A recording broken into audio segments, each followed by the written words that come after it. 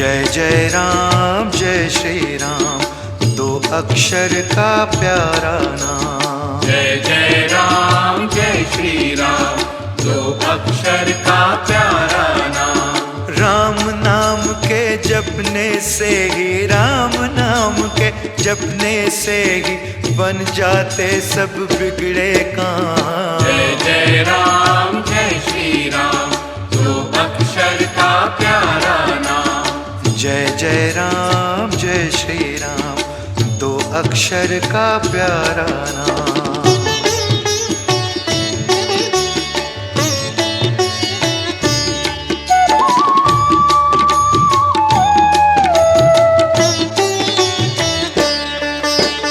मधुकैटभ दो दैत्यों को मत्स्य रूप से मारा।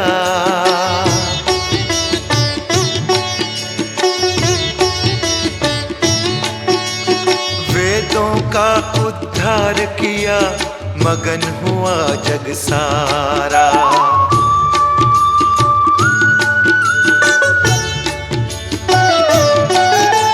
सागर मंथन में प्रभु ने कश्यप रूप बनाया। अपनी पीठ पर मदराचल पर्वत का भार उठाया। पृथ्वी की रक्षा के लिए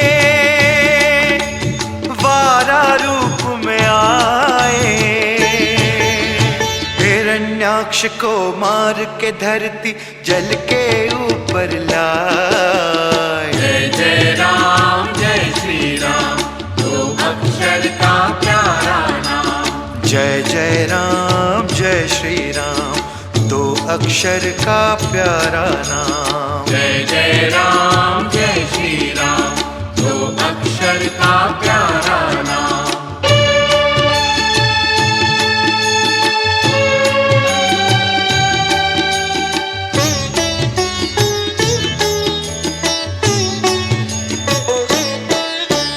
भक्त प्रहलाद की रक्षा को प्रभु ने नरसिंह अवतार लिया।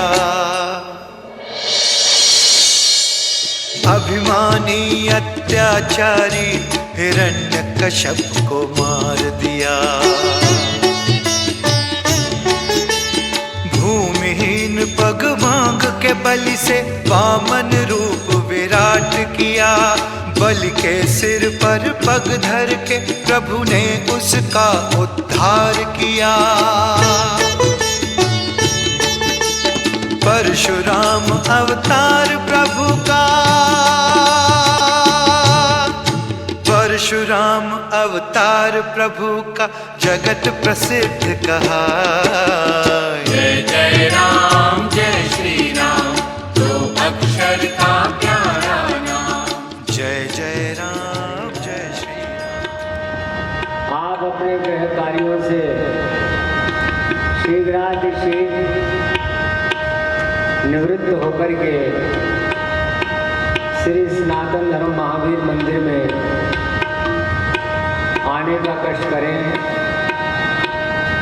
महापुरुषों के द्वारा उनके वचनामृत को श्रवण करते हुए अपने जीवन को सफल बनाएं। सभी वक्तागणों से भी परम नम्र निवेदन है, वे सभी मंच पर आकर के अपना स्थान ग्रहण करें। ओम स्वस्ति।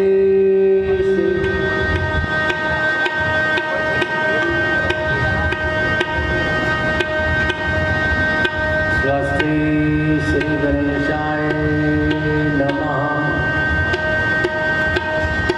वक्रतुंड महाकाय कोटि सूर्य समप्रभा। निर्विघ्नं कुरु मे देव, सर्वकार्येषु सर्वदा। निर्विघ्नं कुरु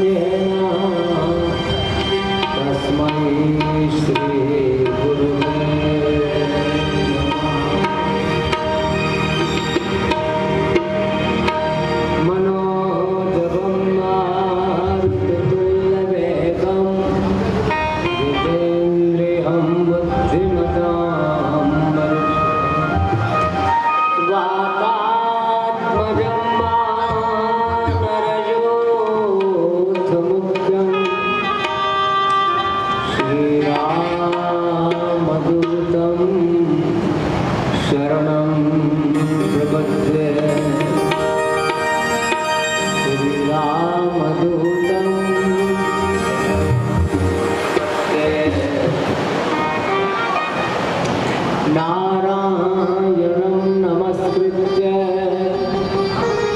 नरं चैव नरोत्तमं देवीं सरस्वतीं व्यासं ततो जयमुदीरये।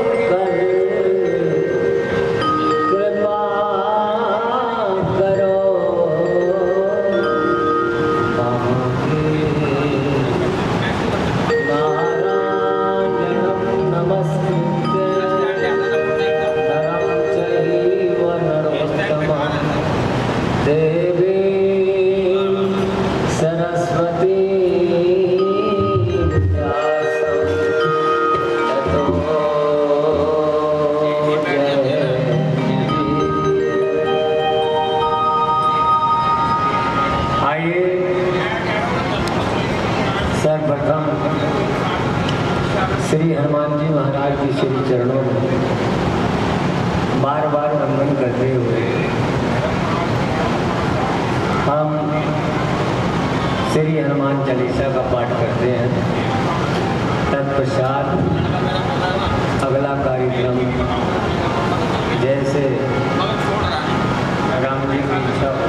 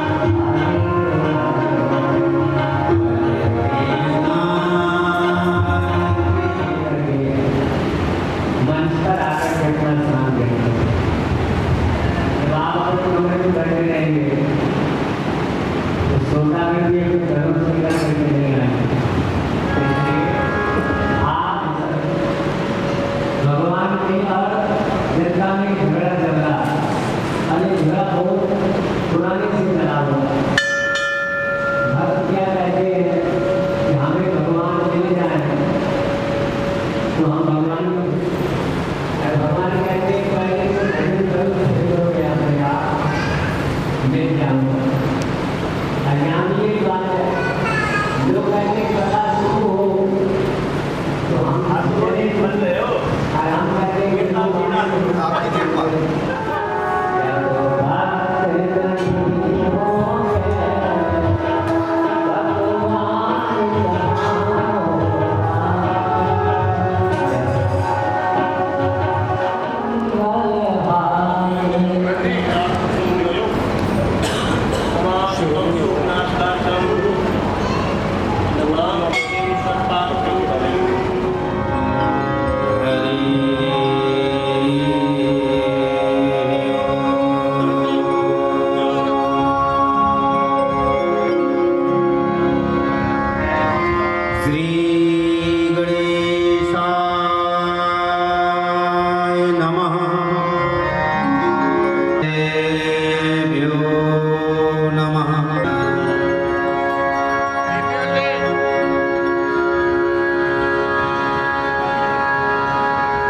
वक्रतुंड महाकाय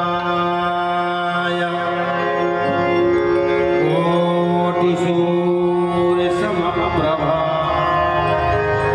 निर्विघ्नं कुरु मे लोकाभिरामं रणरङ्गधीरं राजीवनेत्रं रघुवंशनाथं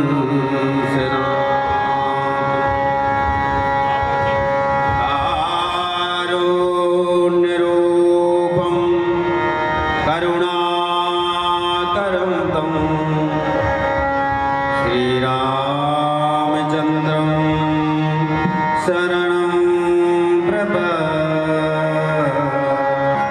गुरुर्ब्रह्मा गुरुर्विष्णु गुरुर्देव महेश्वरा गुरुर्साक्षात् परब्रह्मा तस्मै श्री गुरवे नमः।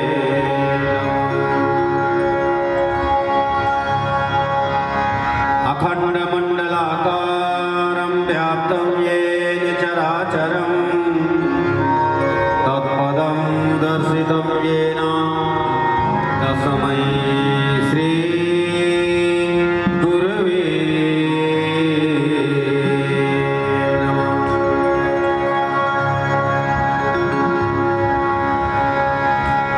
आया है सो जाएगा राजा रंग फकीर, एक सिंहासन चढ़ चला एक बांधे जात जंजीर।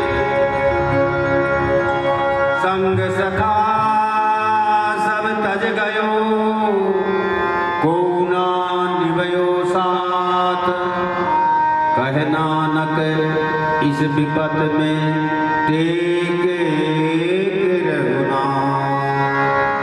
सियापति रामचंद्र भगवान की, उमापति महादेव की जय, पवन सुत हनुमान की जय। सद्गुरुदेव भगवान की जय। सत्य सनातन धर्म की जय। ब्रह्मलीन 1008 श्री स्वामी गंगादास जी महाराज की जय। ब्रह्मलीन 1008 स्वामी दयाराम दास जी महाराज की जय। ब्रह्मलीन 1008 श्री स्वामी गुरुचरण दास जी महाराज की जय। सभी संतों की जय, सभी भक्तों की जय। अपने अपने माता पिता गुरुदेव की जय। जय जय सीताराम।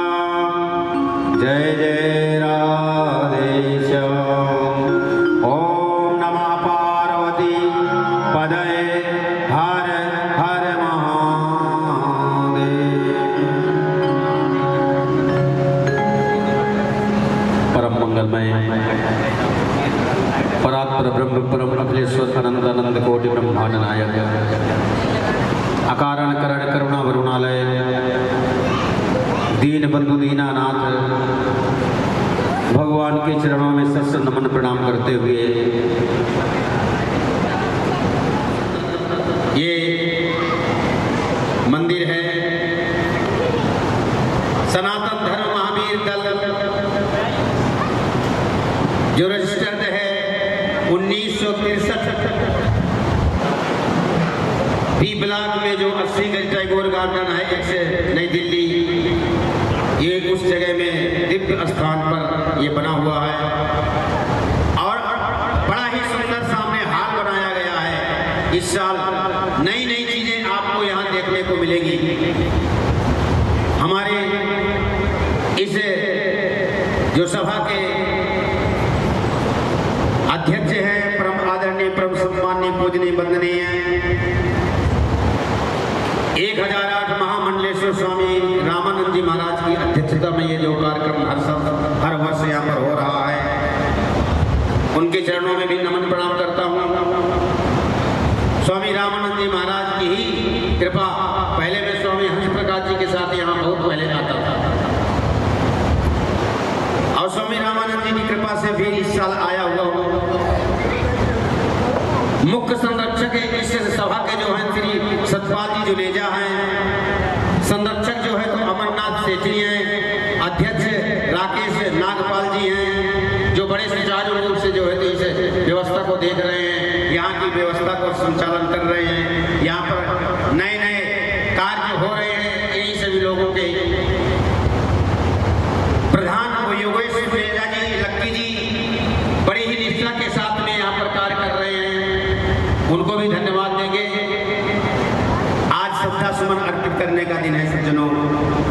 उन महापुरुषों के चरणों में हम पुष्पांजलि वाकांजलि अर्पण करने के लिए सब आए हुए हैं। खाली भंडारा खाने के लिए नहीं आते, संतों के सत्संग भी सुनना चाहिए।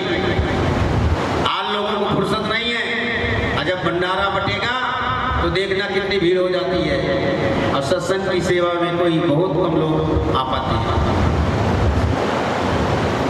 कौन करता है किसी को याद मर जाने के बाद, सूंघता नहीं है कोई फूल मुरझाने के बाद।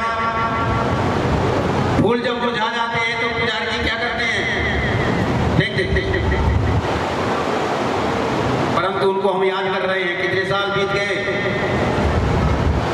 स्वामी दयाराम दास जी महाराज। यही नहीं, आप हरिद्वार में जाओ, अवधूत मंडल आश्रम, प्राचीन अवधूत मंडल आश्रम, नवीन अवधूत मंडल आश्रम, जहां रह करके अद्वितीय अध्ययन किया। ऐसे ऐसे महापुरुष उस आश्रम में हुए हैं, वो पुरानी परंपरा के संत हुए हैं। सरलदास जी महाराज से प्रारंभ चालू हुए सप्तरी का।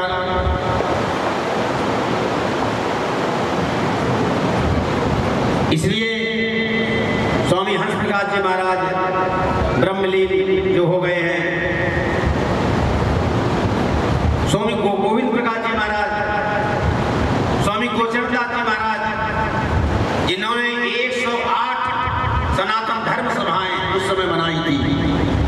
आज भी वो जगह जगह हरियाणा के अंदर, पंजाब के अंदर, रोहतक के अंदर आप जगह जगह जाओगे तो उनकी सनातन धर्म सभा, इसी दिल्ली के अंदर कई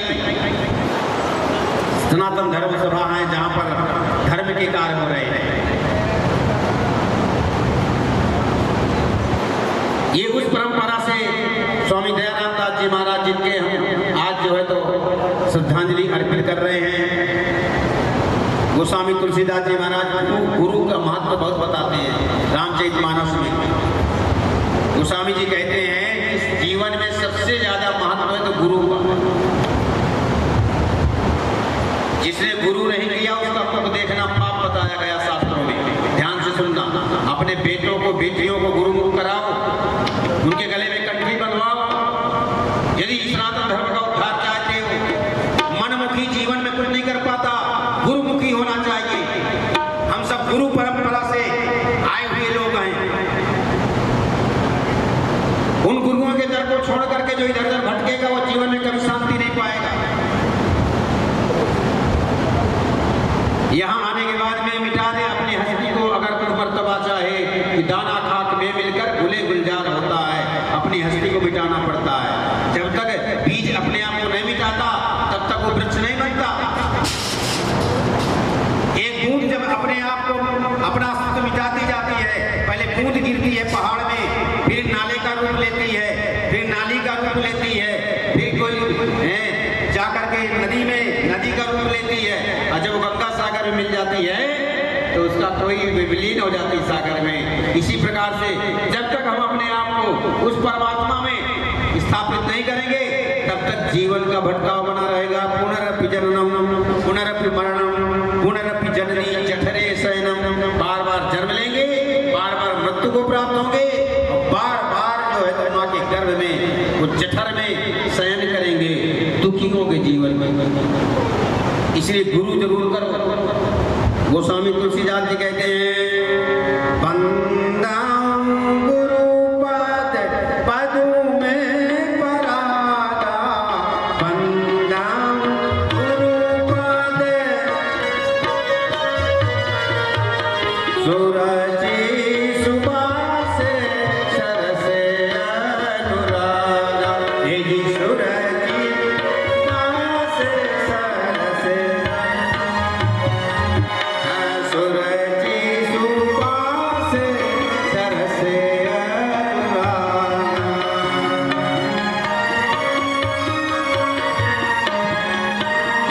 गोस्वामी जी कहते हैं कि गुरु के चरणों की वंदना कर रहा हूँ। देखो गुरु के चरणों में जब गए, ध्यान से कथा सुनना माता हूँ, जितनी तुम हो ना हमें पर्याप्त है। बहुत सारे श्रोता हो, सुनने वाले ना हो तो क्या मतलब, तुम सब सुनने वाली हो। पार्वती जी राम कथा के लिए सुनी थी, वहाँ कोई बहुत बड़ी भीड़ नहीं लगी थी, इसलिए राम कथा के प्रेमी हो तुम लोग। गुरु के चरणों को जब प्रणाम किया गोस्वामी तुलसीदास जी ने, तो बंदाऊं गुरु पद, तो क्या दिखाई दिया गोस्वामी जी को? गोस्वामी जी गुरु के चरणों को कमल के जैसे दिखाई दिया। कमल, कमल में पराग होता है ना, गुरु के चरणों में जो धूली लगी हुई थी, गोस्वामी जी ने कहा ये पराग है, क्योंकि गुरु के चरण कमल हैं, ये धूली पराग है। ये धूली बड़े काम की है। 2 बार धूली को लिया गोस्वामी जी ने, रामचरितमानस का अध्ययन आपने करते होंगे।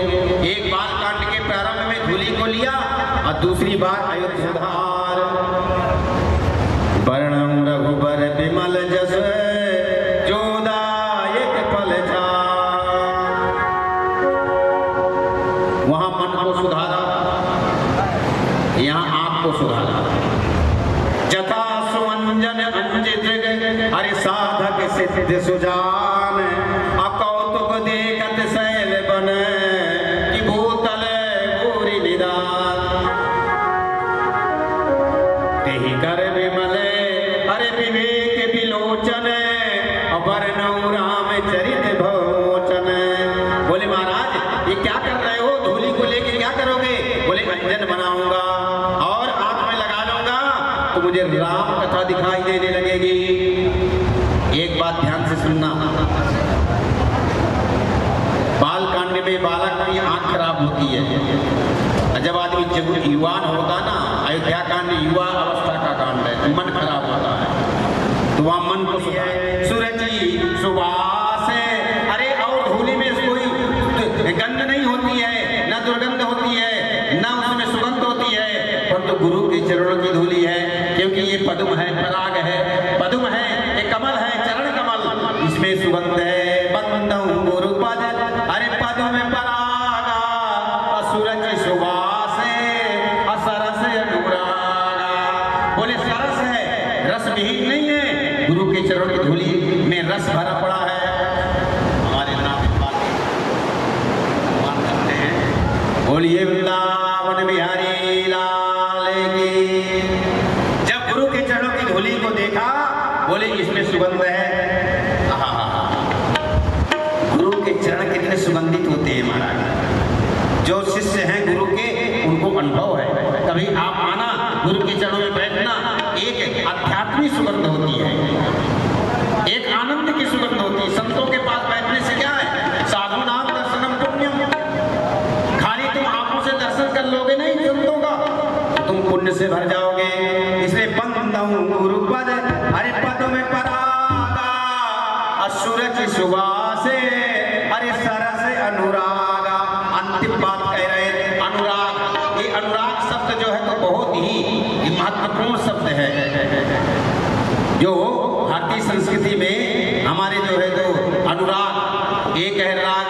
दूसरा है बैराग और तीसरा है अनुराग।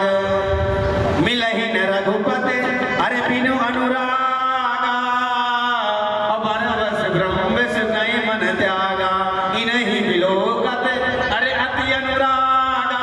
जनक जैसे वेदांती महाराज, जो ज्ञान में संपन्न जनक महाराज, जिनका नाम गीता में भगवान श्री कृष्ण ने उच्चारण किया, जनकादया। ऐसे जनक जी जब राम जी का दर्शन किया तो पहली बार जनक जी के जीवन में अनुराग उत्पन्न हुआ। जब तक जीवन में अनुराग नहीं होगा राम जी नहीं मिलेंगे। राग से भी काम नहीं चलेगा, बैराग से भी काम नहीं चलेगा। राग का मतलब जुड़ जाना, बैराग का मतलब दूर चले जाना, परंतु ये तीसरा है अनुराग।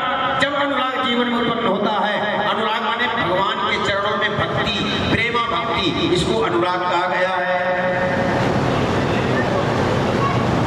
तो सरस सुवास सरस अनुराग, अनुराग को देने वाले गुरु के चरणों की धूली है। साधु चरिते शुभे अरे चरिते कपासु, साधु चरिते शुभे चरिते कपासु।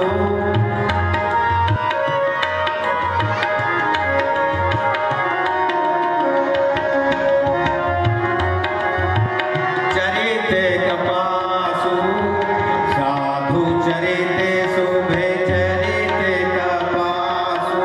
साधु का चरित्र गोस्वामी तुलसीदास जी कहते साधु का चरित्र कपास के फूल के जैसा। किसी ने कहा महाराज ऐसी फूल की उपमा आपने दिया, इतने बढ़िया बढ़िया फूल होते हैं, कमल का फूल, गुलाब का फूल, गेंदा का फूल, कितने सुगंधित फूल होते हैं। इसे दे मैं अरे कलिमल हरणी अकार में कधारवी नंदनी बरनी। जहाँ राम की कथा है वही गंगा जी है, जहाँ कर्म की कथा है विधि निषेध है, जहाँ विधि है निषेध, वेद में विधि है निषेध है, वो कर्म की कथा यमुना जी है। और जहाँ सरस्वती गुप्त है, ज्ञान की कथा गोपनीय है। सरसई ब्रह्म विचार प्रसारा, ब्रह्म का विचार गोपनीय महाराज सबके सामने नहीं प्रकट करना चाहिए। अधिकारी को ब्रह्म ज्ञान देना चाहिए। हाँ, नहीं तो कहते हैं कि गधे के ऊपर चंदन की लकड़ी लाद दो तो वो तो यही कहेगा, उसको तो भारी मालूम पड़ेगा चंदन की लकड़ी है चाहे किसकी लकड़ी है। इसे ज्ञान सबको नहीं सुनाना चाहिए, गोपनीय है। प्रयागराज गए हो ना आपको, गंगा दिखाई देती है, जमुना दिखाई देती है, सरस्वती गुप्त है। सरसई ब्रह्म है अरे विचार प्रसारा, यहाँ तीनों नदियों का संगम है, ये संत समाजों का संगम है। मुद मंगलमय अरे संत समाजो, अजो जग जंग में तीरथ राजो। ये चलता फिरता प्रयाग है, आज यहाँ स्थापित हुआ है तुम्हारे दिल्ली के अंदर। ये मध्य है स्थान दिल्ली का। हाँ, तो हम सभी को ज्यादा ना बोलते हुए अपने समय के अनुसार ये अच्छा लगता है वक्तव्य देना। हाँ, महाराज जी की आज्ञा हुई कि महाराज कोई आ ही नहीं रहा शुरू में, हमने कहा हम बोलेंगे इसलिए क्या है, क्योंकि शुरुआत में कोई वो थोड़ी होता, सब वक्ता सोचते हैं अंत में बोले जब भीड़ हो जाए। उनका जब कोई नहीं बोलेगा तो हम बोलेंगे। और बड़े प्रेम से आप लोगों ने कथा को श्रवण किया। हम अपने पुष्पांजलि को, वाक्यांजलि को जो है स्वामी दयाराम जी के चरणों में अर्पित करते हुए, सभी संतों को प्रणाम करते हुए, और विशेषकर श्री स्वामी हंसदेव महाराज जी हाँ शुरू से बैठ जाते हैं और कितना मेहनत परिश्रम करते हैं। हाँ, सबको आशीर्वाद देते हैं। और हम तो ये कहेंगे कि महाराज जी इसी प्रकार से और अध्यक्ष जी के चरणों में सभी को नमन करते हुए और अपनी वाणी को विराम देते हैं। हमारे पुजारी जी महाराज इनका लड़का बहुत सुंदर कर सुनाया, आज भी सुनाएगा। सब लोग आप सुनना बड़े प्रेम से, सभी को नमन प्रणाम करते हुए। हमारे तबला वादक जी प्रमोद जी बहुत पुराने हमारे ये बहुत पुराने जानकार हमारे व्यक्ति हैं, आप लोग भी इनको जानते हैं सब। तो सभी को नमन प्रणाम करते हुए वाणी को विराम देते हैं। ओम शांति शांति शांति। पूरे वृंदावन में आए आमल गांव के अंदर पूज्य जन ब्रह्मलीन स्वामी हंस प्रकाश जी के साथ इनका दर्शन हुआ था। तभी से जो है इनके प्रति आदर स्नेह की भावना बनी हुई है। भगवान इनकी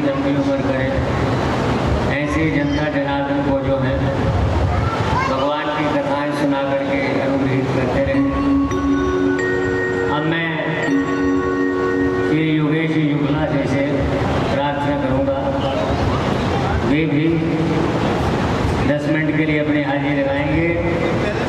परमादरणीय श्री योगेश शुक्ल।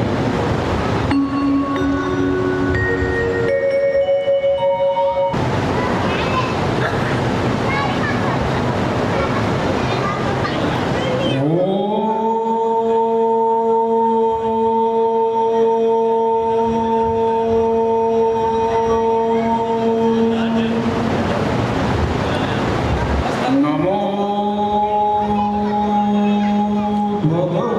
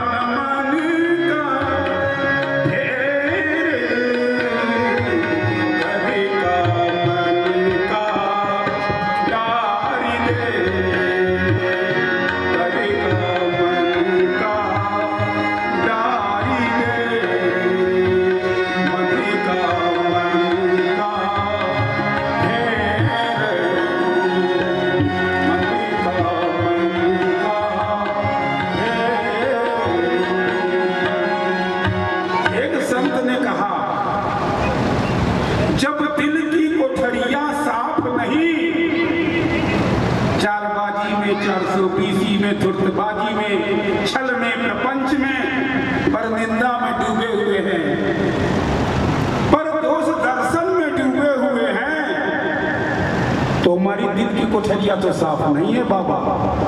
अम्मे निर्मल मन जन सो कोई पावा, उधर करे जब मन निर्मल है तभी पाओगे मुझे। ये शर्त, जब दिल की कोठरिया साफ नहीं, ऊपर के नहाए का होई। जब कपट की करनी चलती रही, माला के हिलाए का होई। इसी पे मन पे ही, चूंकि समय कम दिया गया है, अत्यधिक कम दे दिए हैं हमको समय, लेकिन एक छोटा सा गजल 4-6 लाइन इसमें सेट कर दे रहा हूं।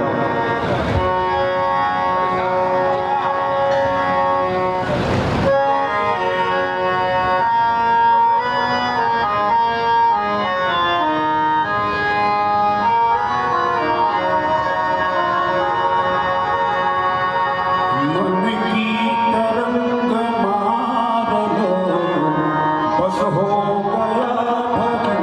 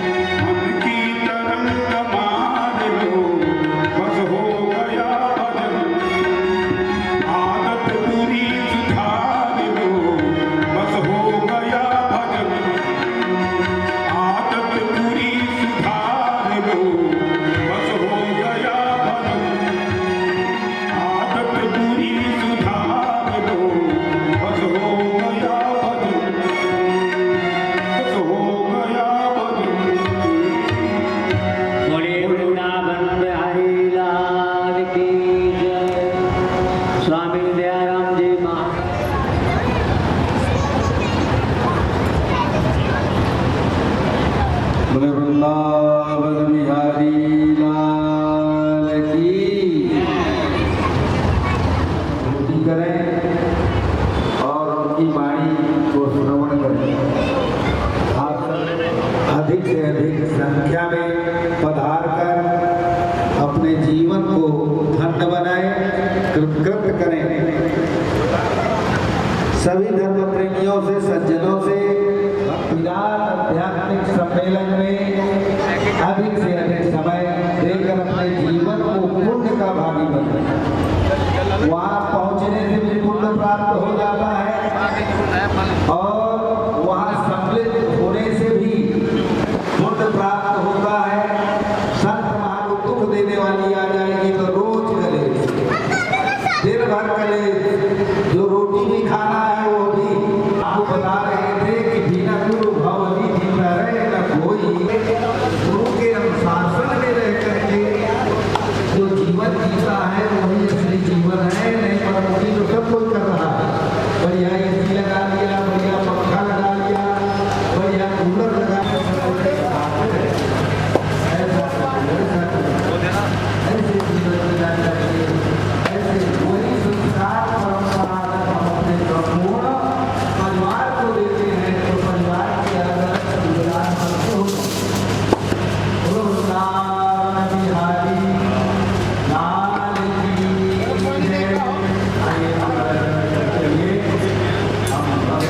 की ओर चलेंगे।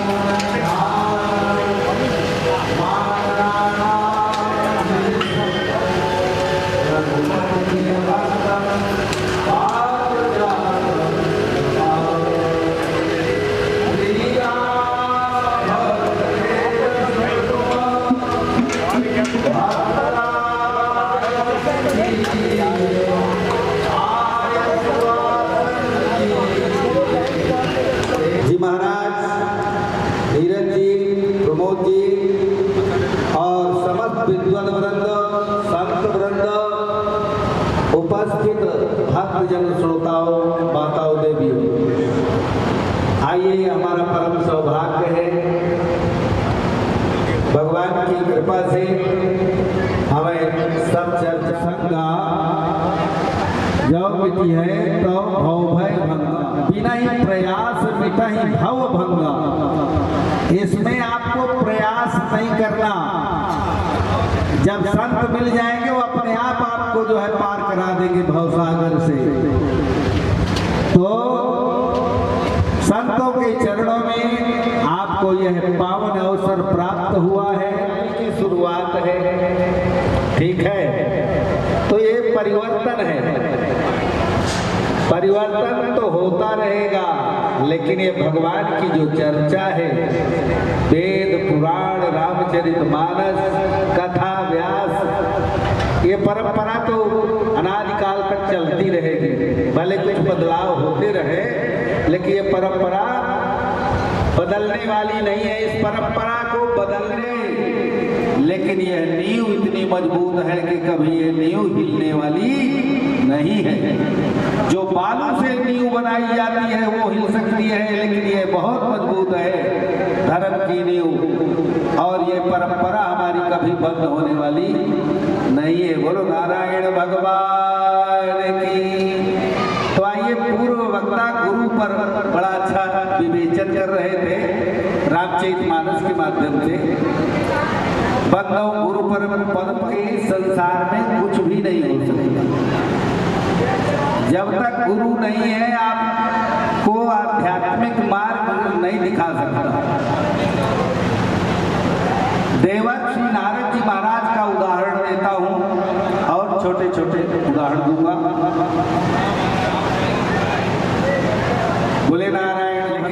शांति नहीं मिल रही। देवर्षि नारद जी महाराज हाथों में बीड़ा लिए हुए और भगवान नाम का उच्चारण करते हुए श्रीमन नारायण नारायण नारायण श्रीमन नारायण नारायण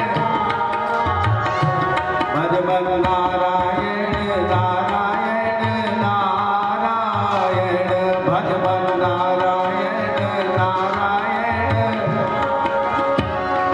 आस भरी के बेर सुदामा के तंदुल सबरी के बेर सुदामा के तंदुल रुचि रुचि भोग लगाया भजमन नारायण नारायण नारायण भजमन नारायण नारायण नारायण दुर्योधन के मेवा त्यागे दुर्योधन के मेवा त्यागे हो साग विदुर घर हो साग विदुर घर खायायन भजमन नारायण नारायण नारायण भजमन नारायण नारायण नारायण बोलो वृंदावन बिहारी लाल की। भगवान का जो गुणानुवाद है यही तो अमृत है। आप खुश हो या नाराज हो या बस दुखी हो या कोई बहुत बड़ा सदमा लग गया है, वो सारी चीज का बखान करता है। तो महर्षि वेदव्यास जी जान गए कि बाबा परितुष्य के आप जो है प्रसन्न नहीं हो, कारण क्या है? तो बोले महाराज आपके मेरे परितोष का कारण क्या है, क्या शांति है? तो संत महापुरुष ज्ञानी सब जानते हैं, उनको पता लगता है। बोले महाराज आपने भगवान श्री वेदव्यास जी ने भगवान के सुंदर गुणानुवाद के रूप में श्रीमद् भागवत महापुराण की रचना की है।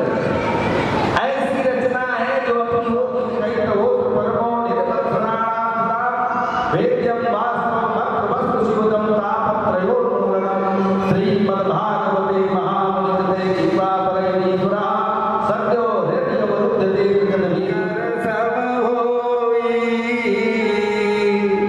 बिना गुरु के आपका जीवन नियंत्रित नहीं हो सकता, आप नियंत्रण में रहेंगे। इसलिए गुरु के आदि का विवाह है हमारे, और हम अभी गुरुमुख गुरु नहीं बनाए किसी को।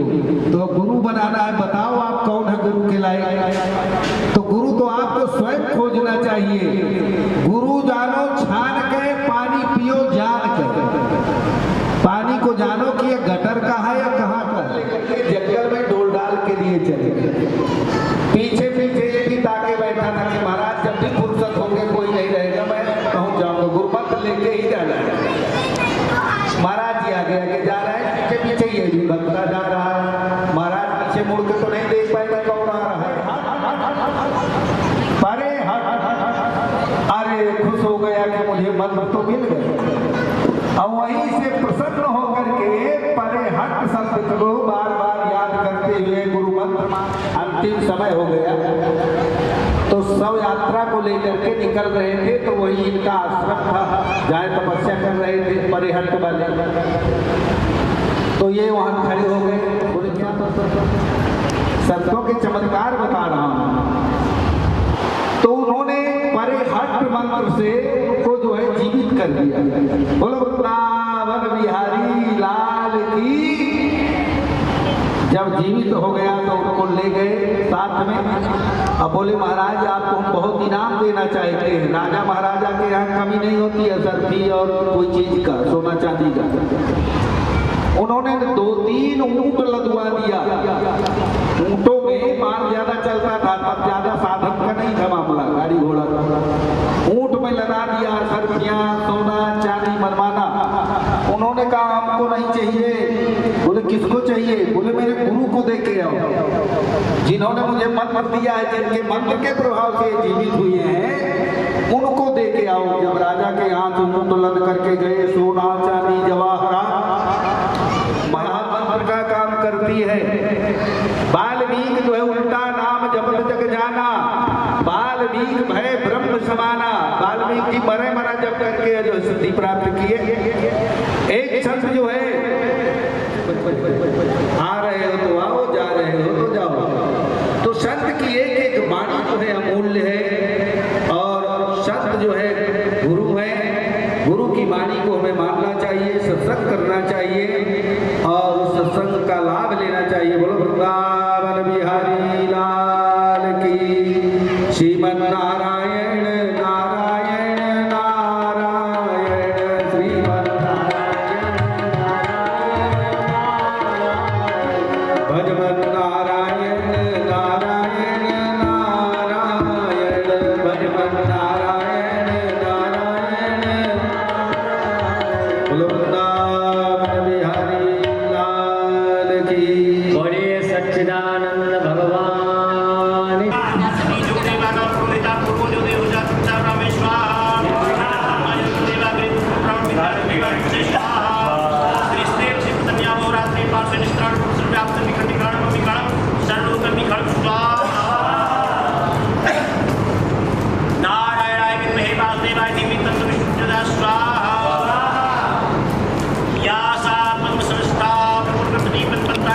गंभीरा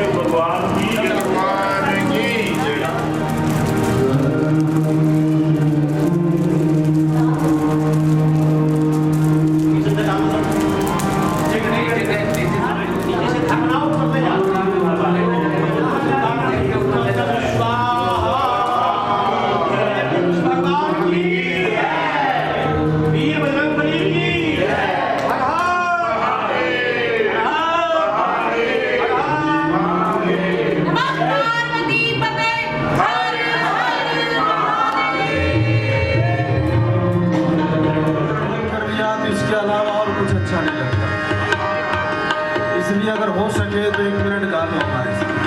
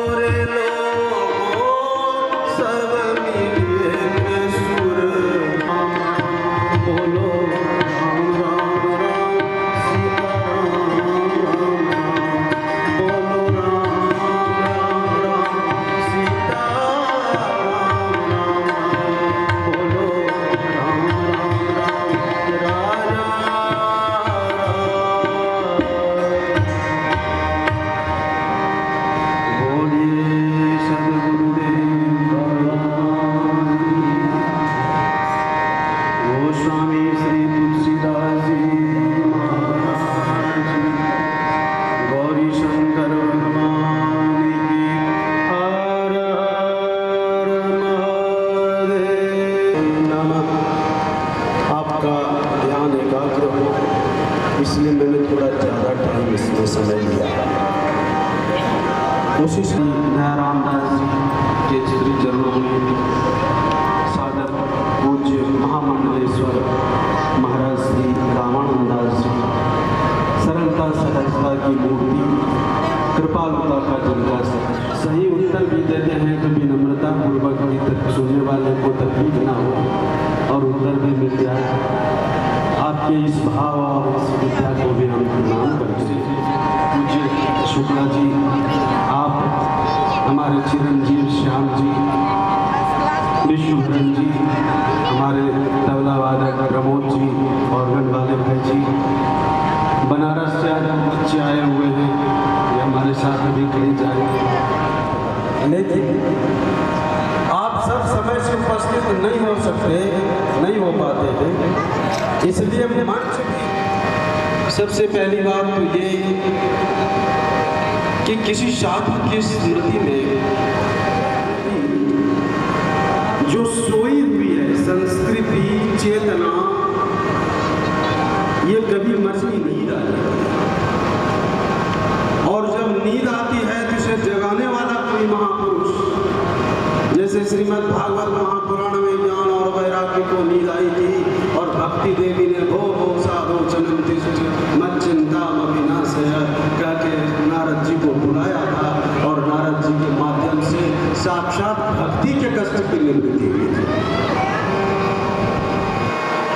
तो संत लोग क्या करते हैं, हमें जगाते हैं, हमारी सोई हुई चेतना को सक्रिय करते हैं, एक्टिव करते हैं।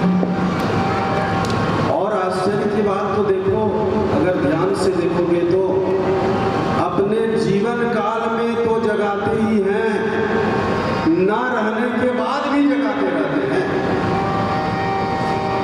और इसीलिए कहते हैं कि जीते जी मरना अच्छा नहीं, मरने के बाद भी जिंदा रहना अच्छा है। और संत महापुरुष लोग कभी भी मरते नहीं हैं, वो जाते नहीं हैं, उनकी चेतनाएं जागृत रहती है और उन्हीं की चेतनाएं प्रेरणा बनती है, और वही प्रेरणा जब हम लागू करते हैं, आत्मसात करते हैं, तो ऐसा कोई सम्मेलन का सहयोग बनाता है जिसकी धारा 55 वर्ष से चली आ रही है। धारा का अर्थ क्या है? धारा का अर्थ है जिसमें पड़ाव ना हो, धारा का अर्थ है जिसमें रोज नवीनता हो, नयापन हो, धारा का अर्थ है जिसे कोई बांध ना सके, धारा का अर्थ है जो किसी भी प्रतिबंध में होने के बाद तट वही है, आदमी वही है। 2-4-6 महीने के बाद तुम गए हो, समय का परिवर्तन हुआ है, लेकिन सब कुछ तो वही है। लेकिन गंगा में जैसे डुबकी लगाई आपने, आपका मन शरीर शीतल हुआ, और दूसरी डुबकी जब आप लगाएंगे तो एक विशेष बात ये होगी कि जो पानी आपको पहले डुबकी में मिला मिला था वो दूसरे डुबकी में नहीं मिलेगा, है कि नहीं? एक बार आंखों से उठा के पानी पियो गंगा जी का, और दूसरे बार फिर उठाओ, दूसरे बार दूसरा जल,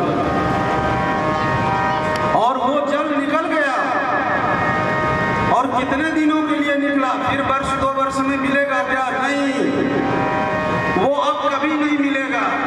दूसरे जन्म में मिलेगा तो हम अनभिज्ञ रहेंगे, हमें पता नहीं होगा कि हमने कई बार। और धारा का अर्थ है जो रोज नवीनता का आभास कराए, उसे ही धारा कहते हैं। इसीलिए सत्संग में युग्म संधि धारा का हुआ, सत्संग की धारा। इसलिए कथा में संधि की गई, धारा, कथा की धारा। ये एक धारा है, धारा का अर्थ है रोज नयापन है इसमें, पुराना नहीं है। और जब समुद्र में वो गंगा मिल जाती है तो गंगा गंगा नहीं रहती। लोग कहते हैं बड़े लोगों से मिलकर छोटे लोगों का अस्तित्व समाप्त हो गया। अरे नहीं, वहां अर्थ ये नहीं है। वहां अर्थ है कि गंगा समुद्र से मिली तो अपना अस्तित्व नहीं खोया, बल्कि अपना अस्तित्व खोकर गंगा समुद्र के रूप में परिवर्तित हो गई। समझना ये है। तो अर्थ यह है कि जब सामान्य व्यक्ति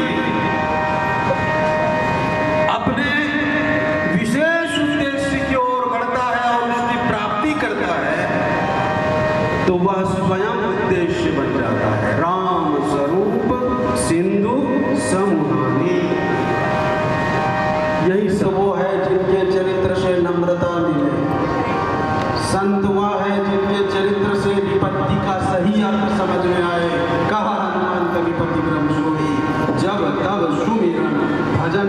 उनके प्रतिकूल होता है तो विपत्ति मान लेते, अनुकूल हुआ तो सुख मान लिया।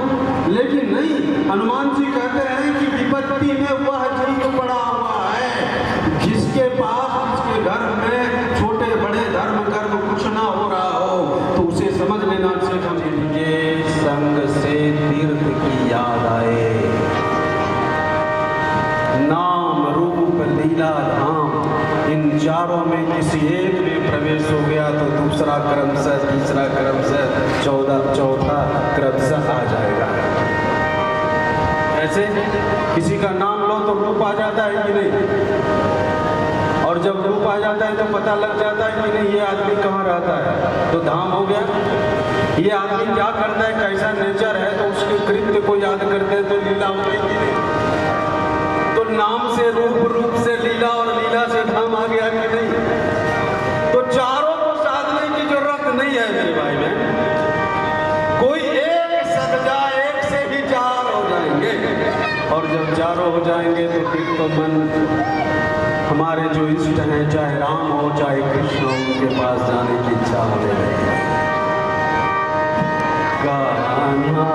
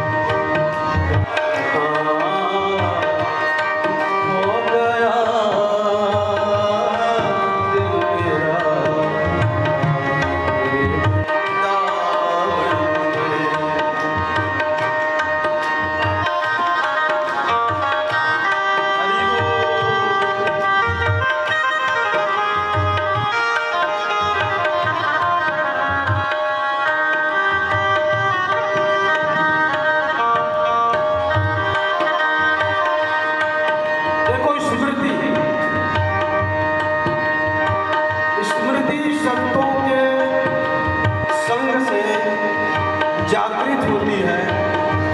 कलानौर वाले महाराज जी श्री सुखराम दास जी नजफगढ़ में एक कथा हो रही थी, आए थे वहाँ अतिथि बन के। वो एक बार कह रहे थे कि ये जितने पहली बार नहीं बैठे हो, पहली बार का अर्थ समझना, कितनी बार अर्थात कई बार और जन्म ले चुके हो। कई बार हम वक्ता और आप श्रोता बन चुके, कई बार हम श्रोता और वक्ता बन चुके।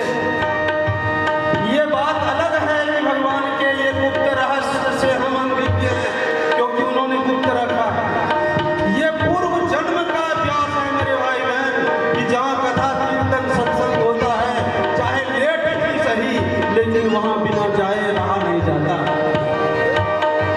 ये एक जन्म की बात नहीं होती है, ये जन्म जन्म की रगा रखानी है।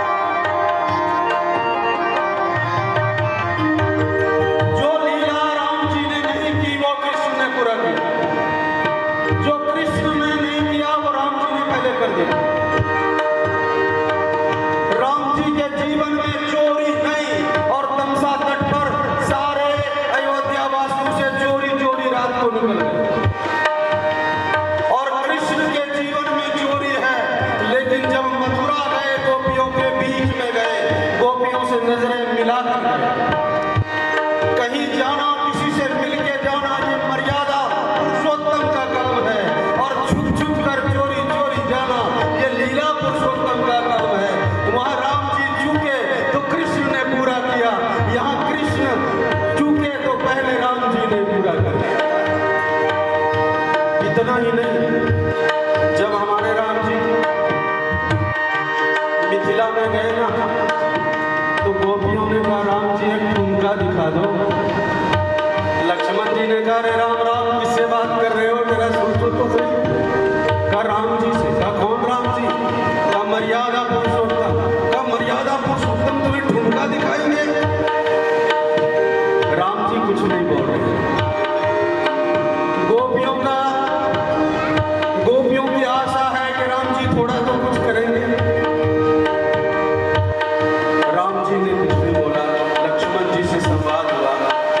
जब वो वहाँ के सखियों की प्रबल इच्छा देखी, तो राम जी ने कहा कि सखियों मैं भी ठुमका दिखाऊंगा, लेकिन रामावतार में नहीं, कृष्णावतार में। सखियों ने कहा कि ये बात मैं समझूंगी कैसे कि कृष्णावतार में आप ठुमका दिखा दोगे? कहा मंच पर नाचते हुए अनेकों कलाकारों को देखा होगा, लेकिन ऐसे जगह नाचूंगा कि सबसे अलग हो जाएगा। कौन से जगह नाचेंगे ठाकुर? राम जी कहते जब कृष्ण बनूंगा तो मंच पे बाद में नाचूंगा, नाग के फन पर नाचूंगा, और नाग के फन पर नाच कर ऐसा नृत्य दिखाऊंगा कि इतिहास शास्त्र गवाह देगी। जब तक गंगा यमुना सूर्य चंद्र रहेंगे, तब तक मेरे इस चरित्र को गाया जाएगा।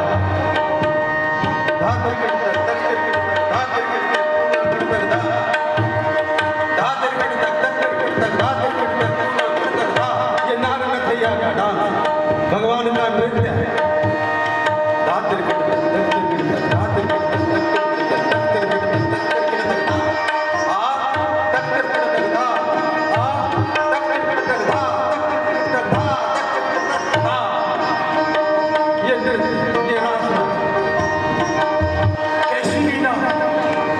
लीला किस लिए है? लोकवतो लीला कैवल्य, तेरी मुरली धुन जो बजती है, आप लोग जरा ताली बजा बजा के मीठी मीठी आनंद लो ना।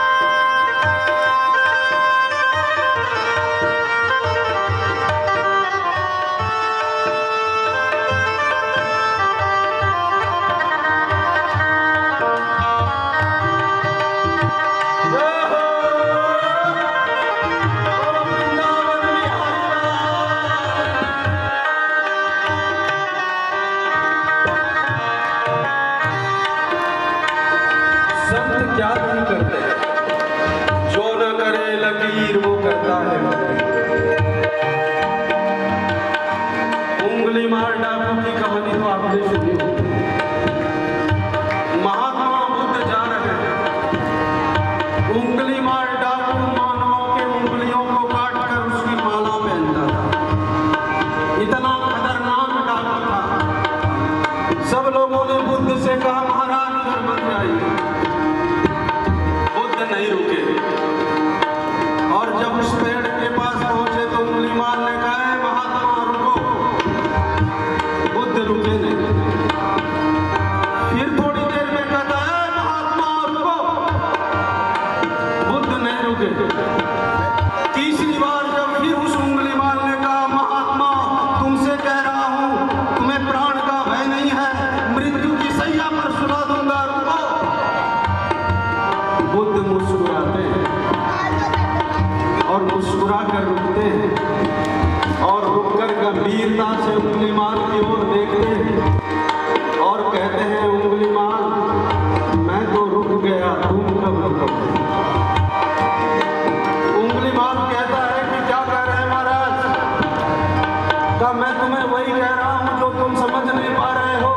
जिस दिन समझ जाओगे तेरा कल्याण हो जाएगा। बस क्या मतलब महाराज? का मैं तो रुक गया, ठहर गया, तू कब ठहरेगा? क्या अर्थ है महाराज? का अर्थ यह है कि ये जो अनैतिक कर्म नित्य करते चले जा रहे हो इससे कब वंचित हो गए? अरे मारकाठी करना है तो उल्टा नाम जपत जग जाना, वाल्मीकि वै ब्रह्म समाना, यह भी तो उपाय है कर्म धारण का।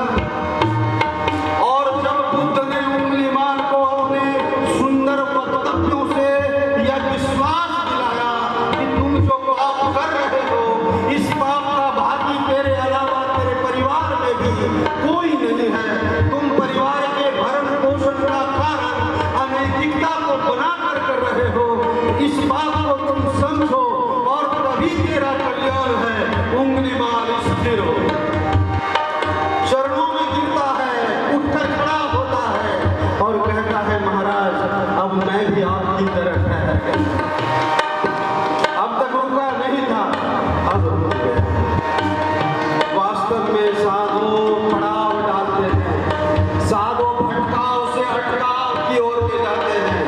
बहुत से दरवाजे को खटखटाने की जरूरत नहीं है, किसी एक दरवाजे को खुलवा लेने की जरूरत है, उसमें प्रवेश कर जाने की जरूरत है।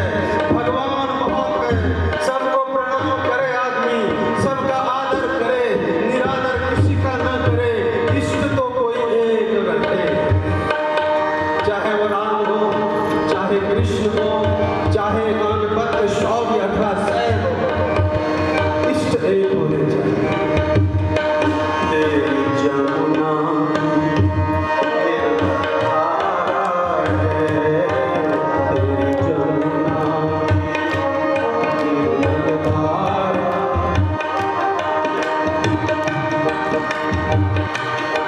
कितने पापियों को इसने तारा। एक बार आप भी जरा सुनाना, इतना हल्का हल्का भजन है, आप लोगों के लिए ही चुनकर निकालता हूं। हाँ। कितने पापियों को इसने तारा, गाइए को इसने तारा। कैसा जादू भरा लहरों में, कैसा जादू भरा लहरों में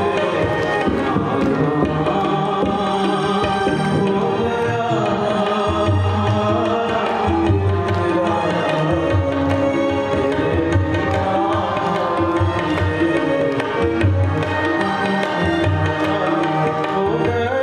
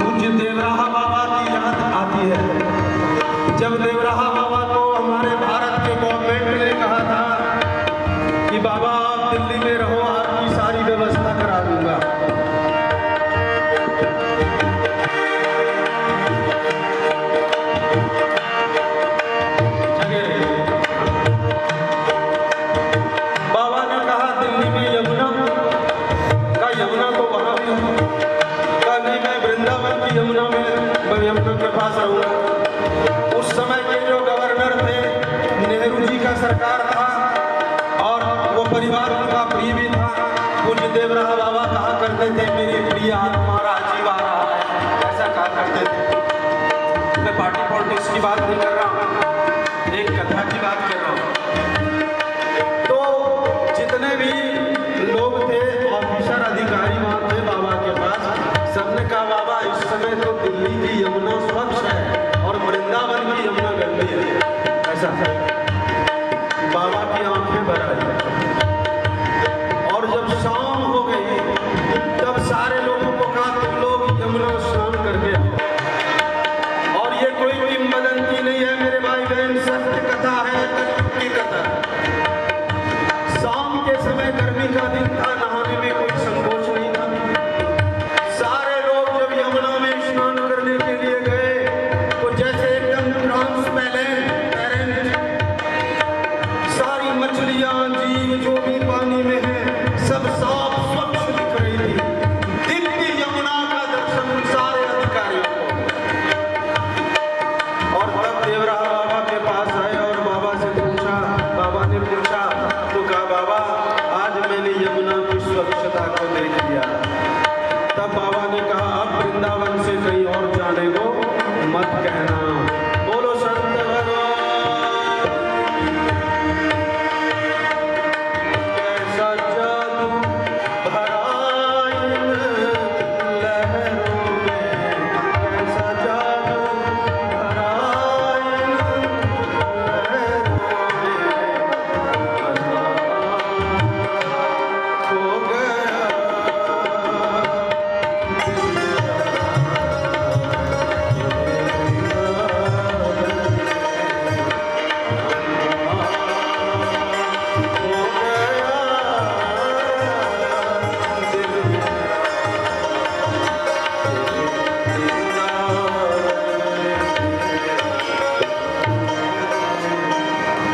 ये सत्संग की धारा आपके जीवन में जागृति की धारा उपस्थित करे, प्रकट करे और उसमें प्रबल प्रवाह डाले, हमारी यही कामना है। पूज्य महाराज श्री को प्रणाम करते हुए बड़ा आशीर्वाद हमारे भूमिका तन मन धन तीनों प्रकार से देखी है, सराहनीय है, प्रशंसनीय है। आप लोग बने रहें, आपकी धारा प्रवाहित होती रहे, हम भगवान से यही कामना करते हैं। क्योंकि आज ही 3 बजे रोहतक में कथा शुरू करनी है और बहुत मजबूरी है हमारी, संकोच है